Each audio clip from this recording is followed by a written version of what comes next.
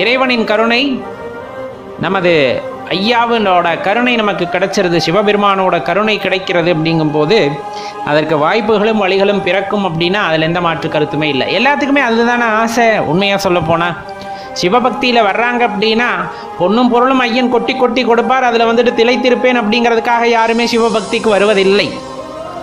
உண்மையாலுமே சிவபக்திக்கு வருபவர்களோட எண்ணம் ஐயனோடு இரண்டரை கலந்து விட வேண்டும். இந்த பிறப்பு எனக்கு தேவையில்லை, நான் உணர்ந்து கொண்டேன், நீதான் எல்லாம் அப்படிங்கிற அந்த ஒரு எண்ணத்தை தனக்குள் ஏற்படுத்தி கொண்டதால், தன்னுள்ளது உண்டாகி கொண்டதால், அவரே எல்லாம் என்று நினைத்ததால் தான் சிவபக்திக்குள் வருகிறார்கள். உண்மையான சிவனடியார்கள் எதையுமே எதிர்பார்ப்பதில்லை ஐயனை தவிர.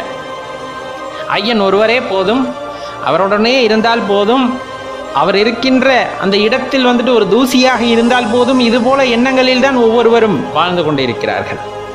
அப்போ சராசரியாக ஒரு மனிதன் பிறக்கின்றான் அப்படிங்கும் போதே அவனுக்கான இறுதி காலமும் சேர்த்து தான் அங்கே எழுதப்படுகிறது. அது அனைவரும் அறிந்த ஒன்றே. அதற்குள் இடைப்பட்ட காலத்தில் மனிதன் ஆடுகின்ற ஆட்டத்திற்கு ஒரு எல்லையே இல்லாமல் போகிறது.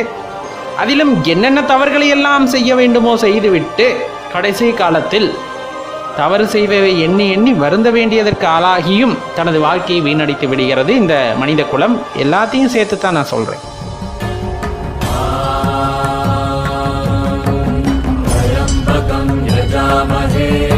சுகந்திம் புஷ்டிவர்தனம் பூர்வாருகமிவ பந்த